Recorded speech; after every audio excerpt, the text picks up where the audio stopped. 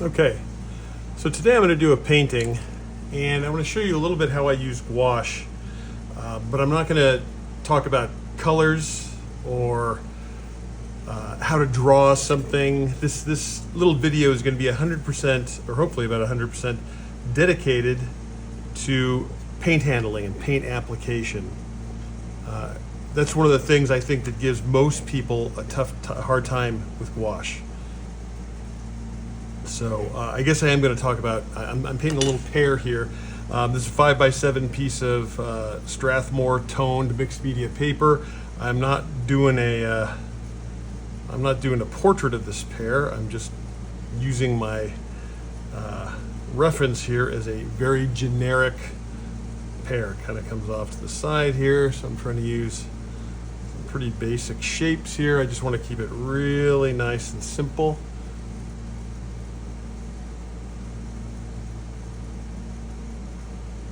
So I get the basic shapes down, and in really short order I want to get to the actual painting of this pear.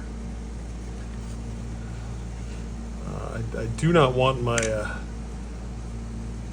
edge here to be higher on one side than the other, so I'm going to do that. So it's going to be hard for me to avoid talking about other stuff, but I'm going to do my best. Okay, cast shadow is very flattened out, of course, because my eye level is very close to the level of my stage. And I'm just going to let that sort of go off my page there. And now we can get directly into use of paint here. So again, like I said, colors are not super important in this. I just want to get the right values. But I will mention what colors I'm using. I'm not going to tell you why I'm choosing them or what they're doing, or I might. I'm going to try to keep it as brief as I can.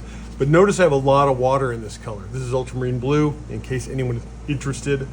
And then I'm going to take a little bit of, this is permanent yellow, and it makes kind of a dark, cool green, right? But pretty washy. And then I'm just going to come down, and you can see how thin this is. It's almost like, it's like a transparent watercolor. And I'm just going to block in the core shadow and maybe a little bit of that occlusion shadow on the bottom. I'm going to be painting over this whole thing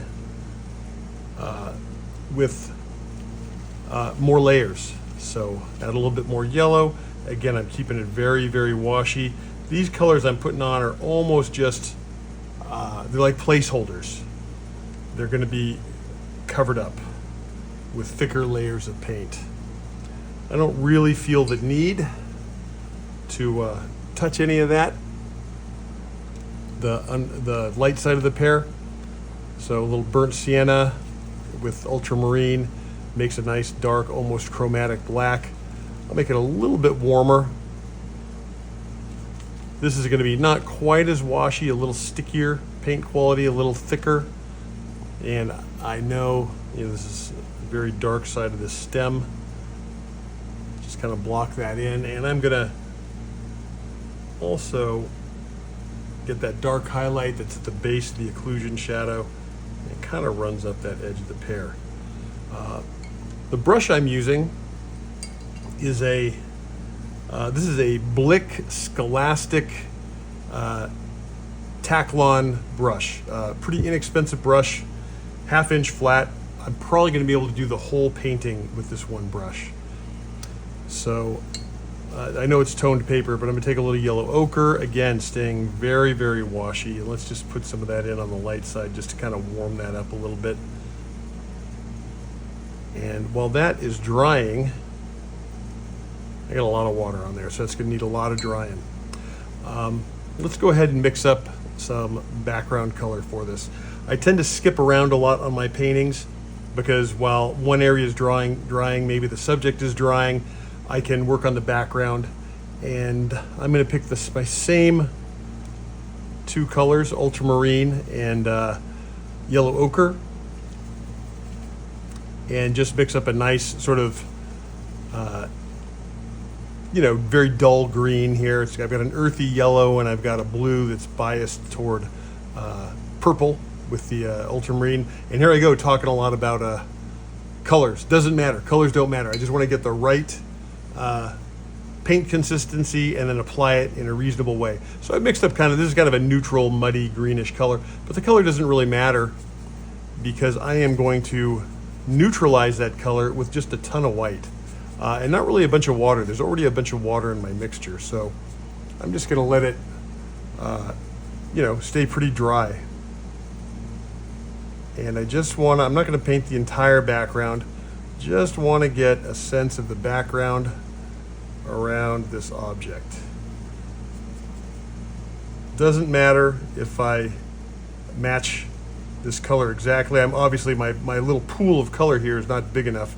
I don't have enough color for the entire thing, so I have to sort of mix it as I go, and I don't mind if I can't exactly match it when I go to mix up some more. So this, I just added more white to it, and you can see right here it's quite a bit lighter. Doesn't matter. I'm going to be going over this several times and kind of building up this background, but I don't want to compare my colors that I'm putting in the pear. I don't want to compare them to that sort of tan paper color. So I just want something that's a little bit lighter and a little closer to what I'm going to finish up with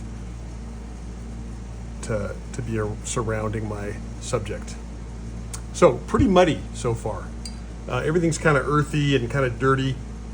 I can use some of the darker version of that. Maybe put a little bit of burnt sienna in there, just a little. Maybe I'll drag it from there, just to warm that up just a hair. A little more yellow ochre, and bring some ultramarine burnt down from there. And maybe this is a appropriate color to use for my cast shadow. We don't know, but it's dark. The value's about right, so I'm going to stick with it. Like I said, I don't care too much about the color. I can take some liberties with the color as long as I get these values pretty right. This is a Bartlett pear. It's quite a vibrant green, a lot of saturation in it. I'm not going to bother showing you the pear because anyone who looks at this painting after today is not going to be able to compare it to the pear, so I just have to make this into a good painting. So bit of core shadow, kind of blue. This is all getting pretty dry, so I'm going to mix it into the same puddle here. Only this time, let's go with a cobalt blue, a little brighter, actually very bright, very potent blue, a little lighter, biased toward green, some yellow ochre. So this is going to, even though I'm using yellow ochre, this is going to make a substantially brighter green. And it's so much so that I'm going to have to tone it down with a little bit of burnt sienna. There's kind of a little crease. I want a pretty dark corner coming down there in that little crease. Just let that fade out. The stem is okay for now. I'll just leave that. And then let's take some more vibrant yellow. There we go. This is still a fairly thin color. Not a ton of paint here. There's a lot of water though. Still, I want it to be pretty washy. I'm going to kind of manipulate my core shadow a little bit coming across. And it sort of comes down. There's a lot of reflected light coming up on the bottom there. And for that, I'm going to add a little bit more yellow. Permanent yellow. This is not yellow ochre.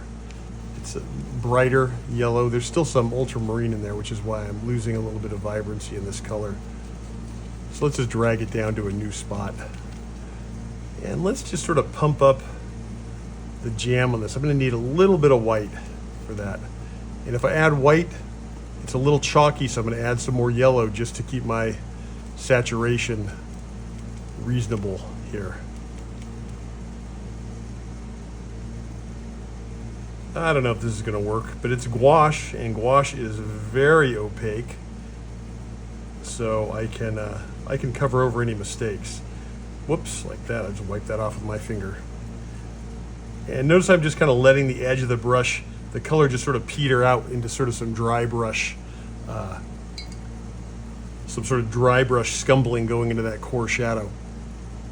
Let's grab some more of our bright green, our darker green rather.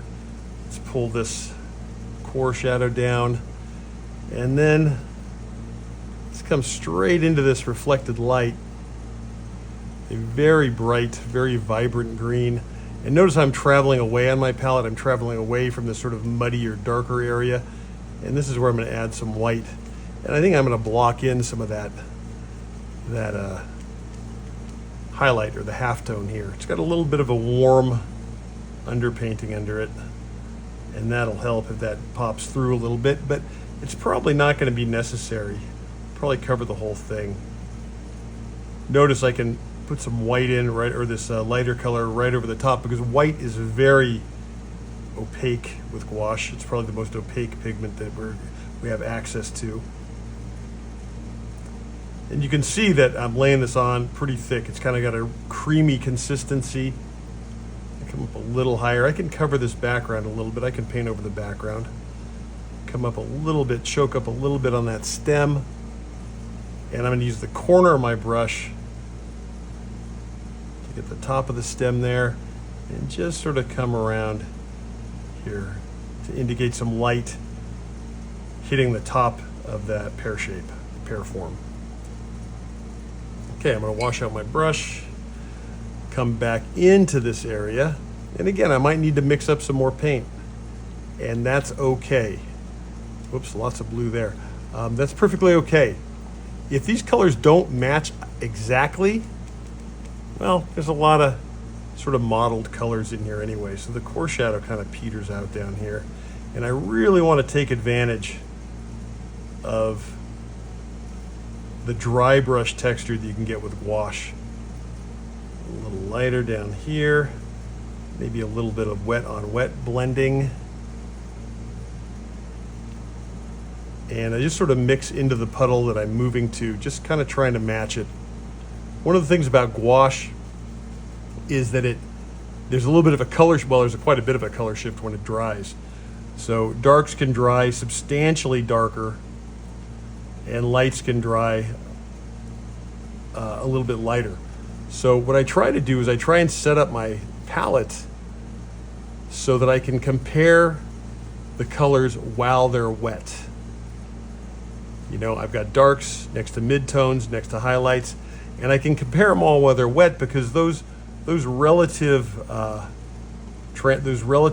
lights and darks while they're wet, when it dries, they should relatively still be about the same.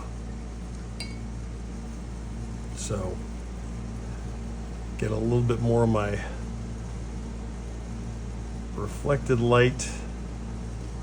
Sort of push it in here.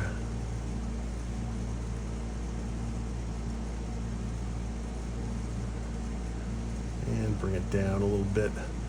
So gouache is nice because you can just sort of go kind of back and forth. The reflective light up here is a little bit cooler, and I've got it a little bit warmer at the bottom, but I can always take some more core shadow color, and I need to recreate that core shadow color.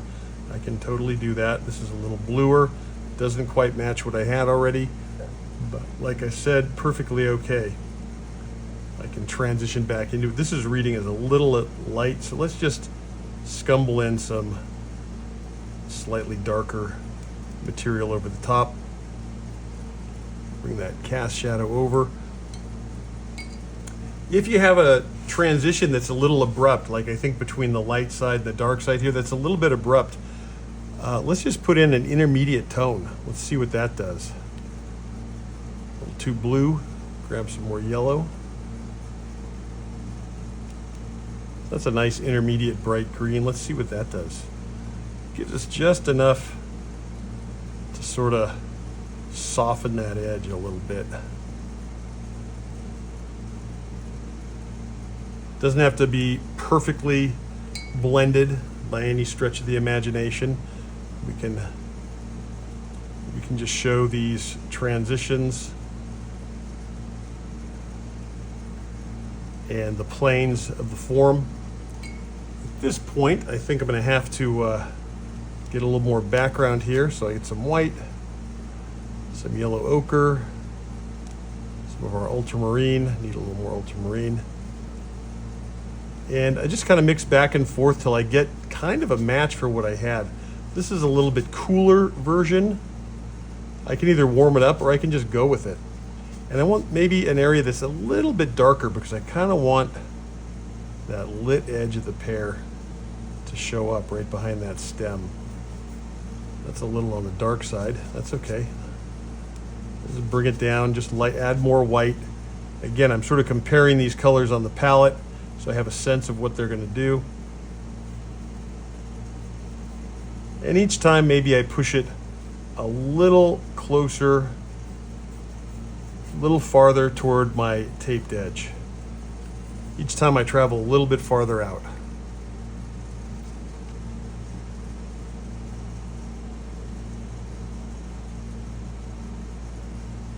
I can overlap the form, I can overlap strokes. I'm feeling the paint sort of tugging on my brush right now. So that's about the consistency I want. Not too washy, I don't want my brush to be too slippery here. Let's kind of finish off the bottom here, a little bit of light, reflected light, kind of reflecting up. Whoop, that's very washy. And if you get it too washy initially, it's not a big deal. If it's too washy or too wet on your paper, it doesn't really matter. As I layer the paint up though, I want to try and avoid getting any washy passages on top of paint I've already built up. That's going to create a puddle, it's going to kind of reactivate the surface underneath, and that can be hard to kind of come back from. Got a little area here, occlusion shadow kind of comes across right into that reflected light. I address that a little bit. And let's bring some dark, a little bit of a reflection of the cast shadow kind of coming up in here with the reflected light kind of in the middle. And this is kind of a washy layer, almost like a glaze on top here. And so far so good. It's just a matter of adjusting the lights and darks kind of as I go. I kind of have a mistake here. Let's see if I can come back from this. This dark crease actually is more up there. So I need to mix up some very dark material here. And let me just sort of put that where it goes. I must have got a little confused there. There, that's already looking a little bit better. And let me adjust that. It's a little bit greener and into that core shadow.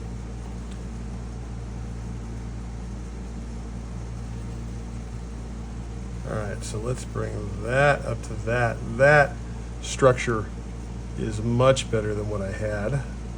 Oh, I got some dirty paint in there. It's all right, it's gouache, you can just cover over it. I need more highlights on there, but that's okay. Those are all things that I can kind of come back from. Intermediate tone. Let's get a little bit of this foreground color. And you know what, let's use this same mixture here. A lot more white, and let's warm it up with a little bit of yellow ochre.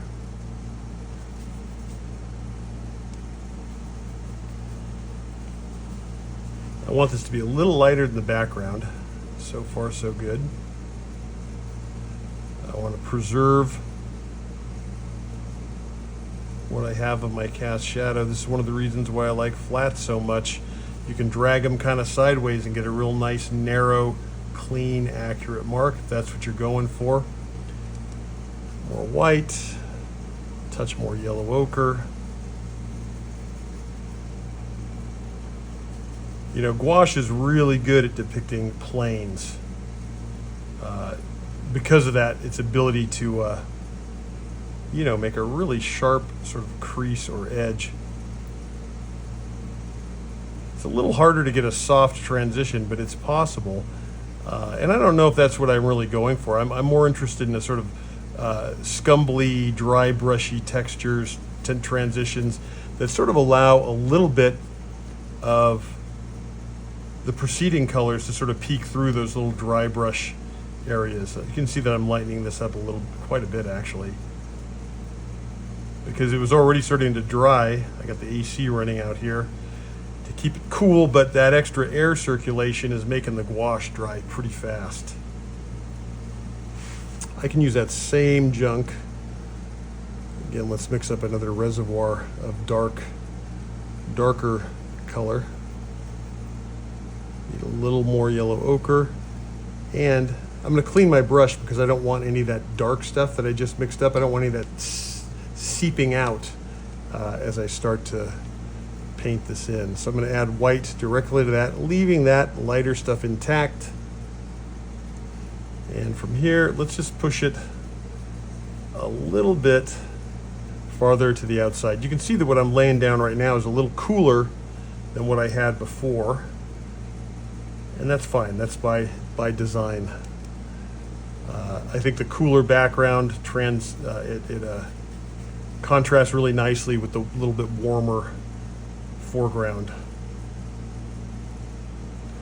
So again, all the paint I'm laying down now, I have no interest in washes anymore. Everything I'm doing now, if I add water, I'm adding just enough to get the paint to flow off of the brush, if I need any at all. Mostly it's pretty full-bodied gouache straight out of the tube. Here I'm adding just a little. I've got just the tip of just the corner of my flat is going in the water, just to get me just enough water, because I know that this bare paper is going to suck that water out pretty fast.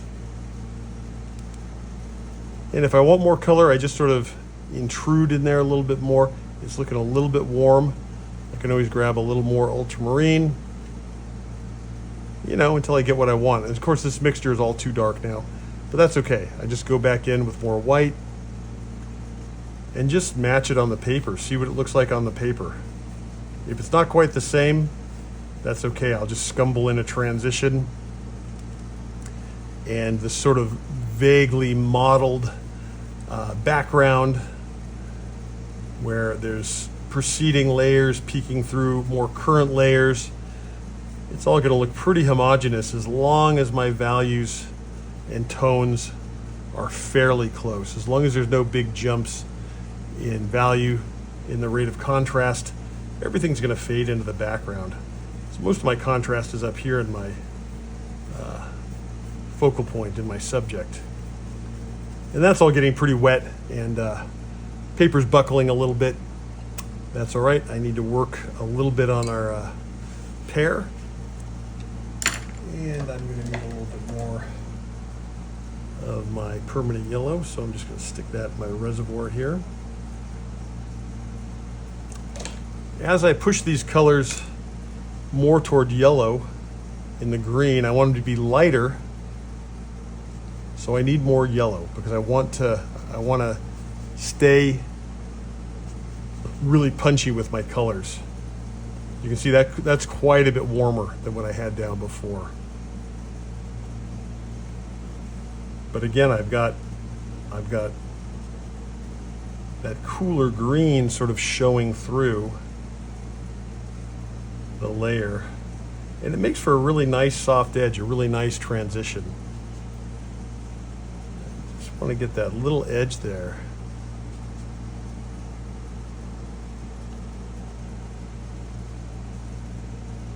And this is a case where I might have to darken that background just a little bit to get what I want out of it. Sometimes you have to do that. You want to leave a little bit of room for your highlights. There we go. Some highlights coming across there. A little more warmth, a little more yellow into this pear. And let's push some more green into here.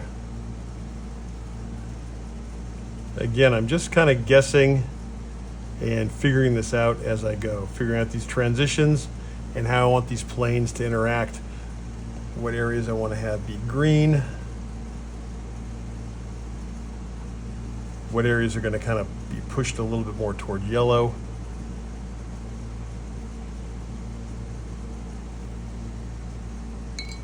I'm going to have a little bit of a cast shadow for that stem.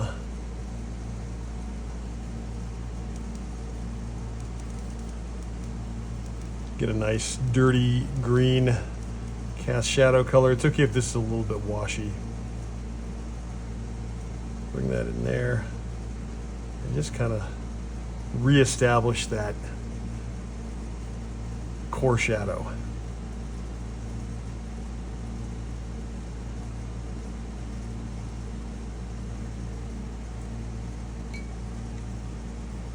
All right, I think I need something more in here. Go a little yellow ochre, and maybe just a touch of white. So at a certain point, I can't really talk about this just because I don't really have anything coherent to say. It's becoming a very stream of consciousness type affair as I sort of try and make this thing work out. Kind of wrestling with these reflected light areas, warming them up or cooling them down as we need to. And go a little bit out of the lines here. It's okay to soften these edges a little bit. Take some background color, mix it with that, get a little bit of reflected light right along that edge.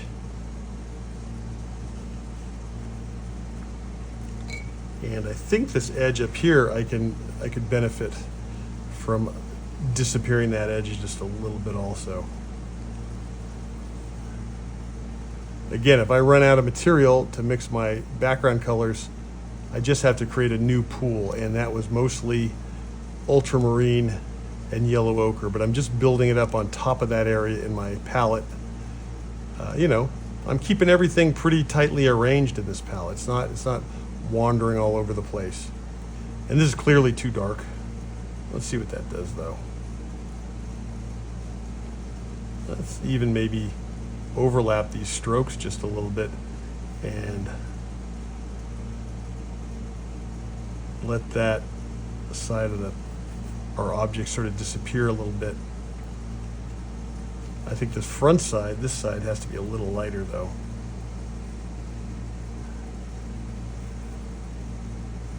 At a certain point when I'm painting, even a little object like this, insignificant little pear, the painting sort of takes on a little bit of a life of its own, and it stops really resembling or even really having just a ton to do with my subject. A little bit. What I'm looking at is kind of the end of the diving board. That's what I'm seeing is where I jump off and I start making something that is certainly related to what I'm painting, but not exactly what I'm painting, because I got a camera for that if I just want that picture. Shape is a little bit goofy now, so let's see, what can we do about that? A little more yellow.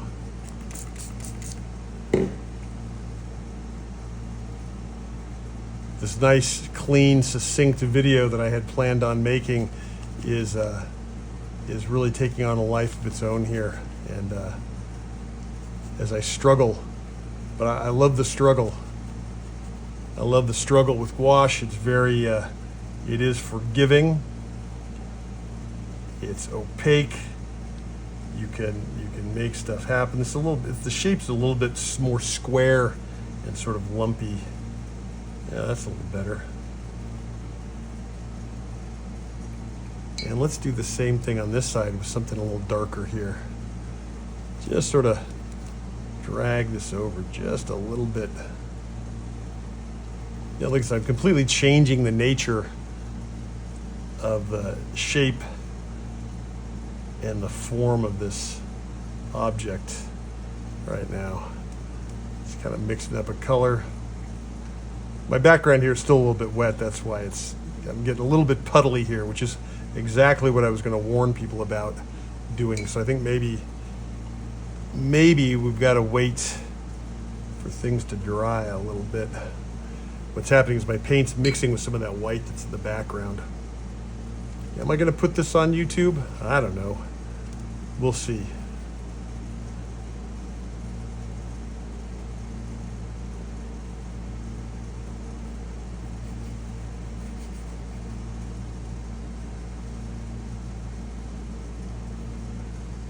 Gouache is wonderful because I can kind of cut in and sort of carve my shapes. I really do think I need this background a little bit darker on this side. And luckily, that is a very possible thing to do. Again, sort of playing with fire here with some pretty washy layers over some really dry layers that I've already made, but we're just gonna have to let that go. You know what, let's jump around and work on this foreground some more. Yellow ochre to our mixture. Maybe even grab some of that yellow-green. Just for continuity's sake, maybe that's reflecting a little bit of light in there. But you know, the important thing is it's nice and bright and light, and that's going to serve to help pull this foreground farther forward. Oops, much too much with the yellow ochre there. That's okay, I could just avoid mixing that all in, just leave it. You can see I still have a lot of yellow ochre in this brush though, but that's all right. Things cover over really nice and easily. I'm back to that nice dry quality of gouache that I was shooting for. You can tell by that scumbly texture, and I can tell by the sort of tug that I have on my brush, where the paint is slightly tacky and it's pulling just a little bit, sticking just a little bit.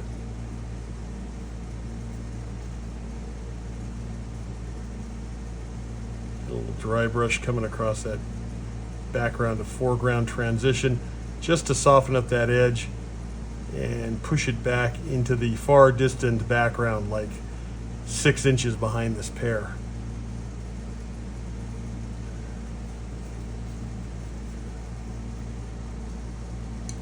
Okay, at this point I feel like I need maybe a little bit lighter color to scumble in on the front side here. Let's change the nature of that, add a little bit more yellow to it. Keep it nice and warm.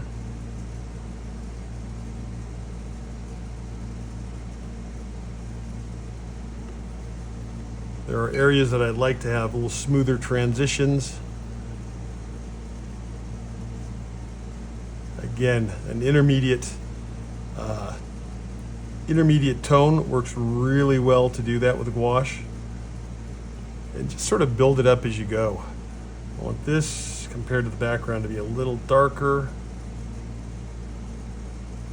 Need a little more transition color in here. Not quite enough, maybe a little more blue will be helpful.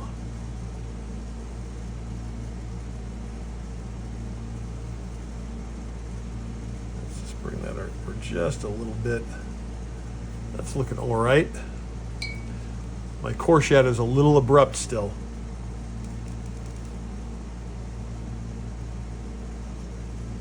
Let's see, maybe some, again, hitting it with that intermediate tone between light and dark. This sort of relatively light, I want to be lighter than that coming down here. There we go. That's closer to what I want. Something that's much closer to the local color of this pear. Not quite as dramatically light as the bit of core shadow that I have got in here.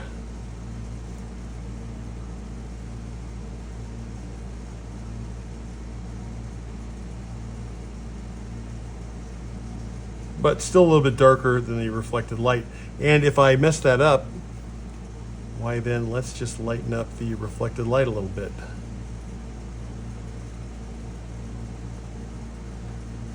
Yeah, I'm really getting pretty thick into the weeds here.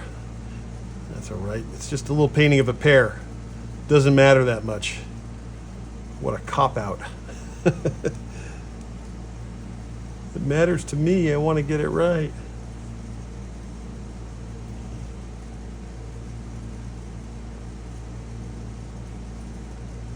Going a little bit thin on here, kind of playing with almost some kind of glazes, and it's kind of starting to work out. It's still a pretty geometric affair, which is okay. I mean, especially if I'm just using the 1/2 inch flat.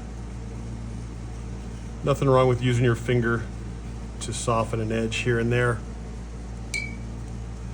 Do want it to be a little darker. Oh, look at all that ultramarine. That's very dark.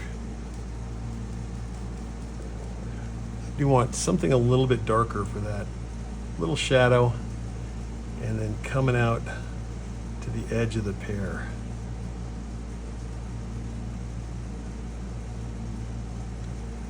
That's all right. That was dry enough for me to pull that off. This is all sort of reflected light area. What if we just mixed a little bit of that with our background color and just soften the heck out of that edge? All right. I think we're making a little bit of headway. We're starting to make this painting look like a painting, you know, like something that is something and that isn't just a imitation of what I'm looking at. So now I can get some drier paint. I do like the idea that this edge, where the background is against the light, is a little bit darker than the pear, and this side it's a little bit lighter than the pear. I still have to address that stem. The stem is very rudimentary so far.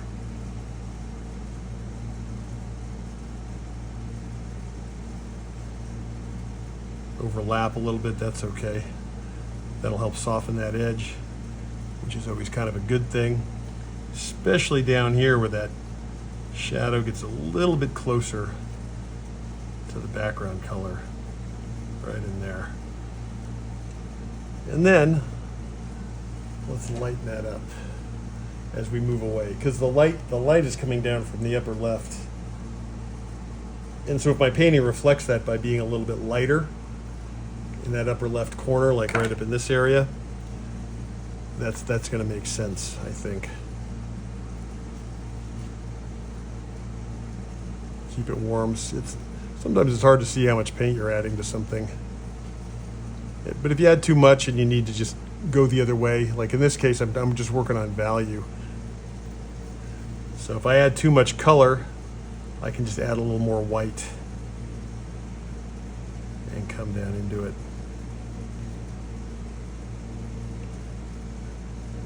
Come back at it. I'll let that sort of disappear a little bit there. You can manipulate the background as much as you need to. Your focal point isn't the only thing that gets some love in this case. That transition's a little too tight. So I'll bring some dry brush down into it, but not too much. I'm going to come back, keep it dark, almost like there's a shadow back there. I'm just sort of manipulating the background for the benefit of my pear.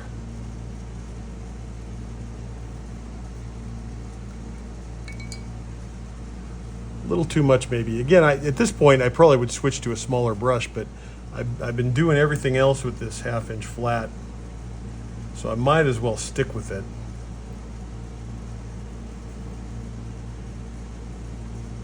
I don't know why. It's because it's fun. It's a fun challenge, I guess. It helps me sort of generalize the form a little bit. All right. And I think we'll come up into this mixture with a little bit of white, maybe a little bit of yellow ochre to get more of that sort of tan color.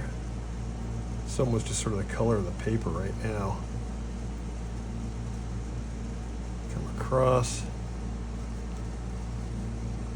get a little darker.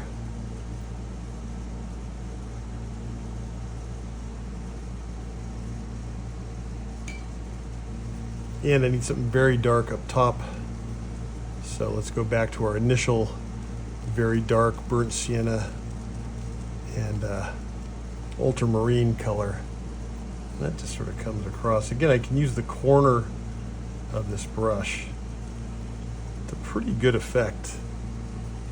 I'm going to need to adjust that shape, but I have plenty of background color to do that with. So let's see, well, that's all drying. Let's fill in some of these holidays. with some very dry foreground color. I think I can probably get away with lightening up that cast shadow a little bit. As it gets farther away from the object, it's gonna get a little lighter and a little bit more diffused. I don't want to get too fancy in this cast shadow because it's not really part of my vision here. It's kind of a supporting cast member.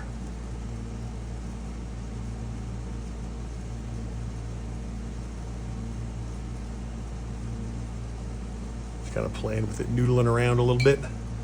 It should be a little more, let's get a little bit more core shadow coming across right like that. So far so good. I think it just dripped on here. I can't tell.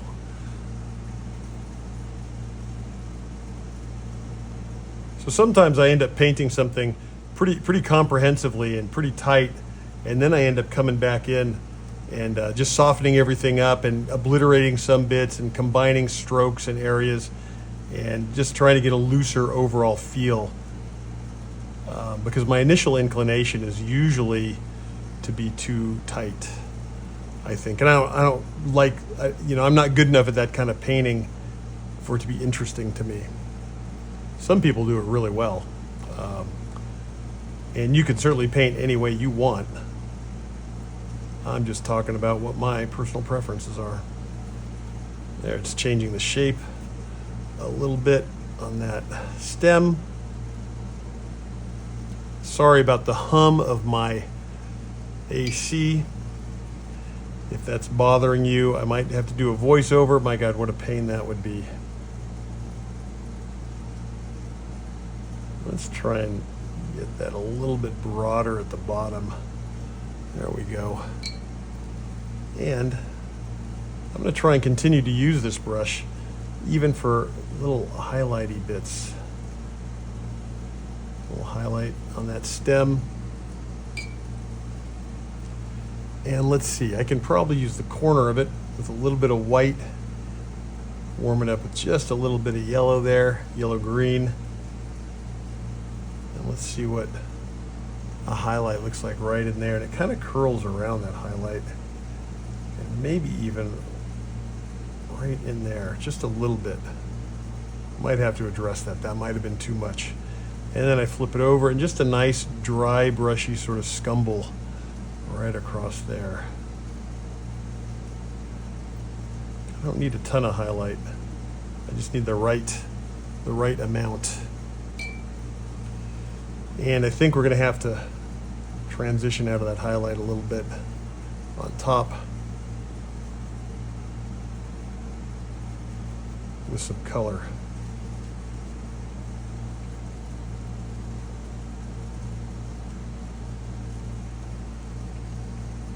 That's a little better.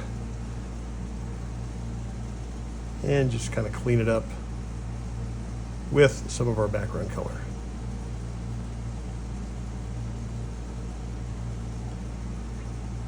What if we gave this a little bit of a glow sort of back behind there? The setup is slightly backlit after all.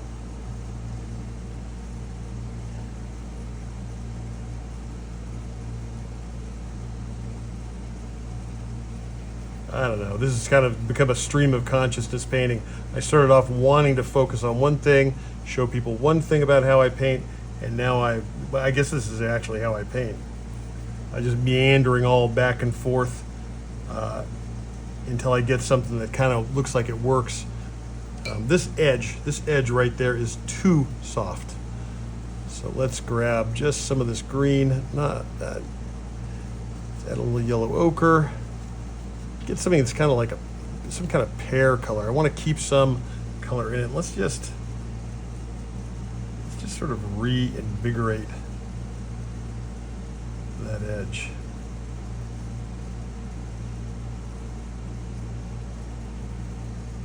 Okay, that's okay. Not mad at that area.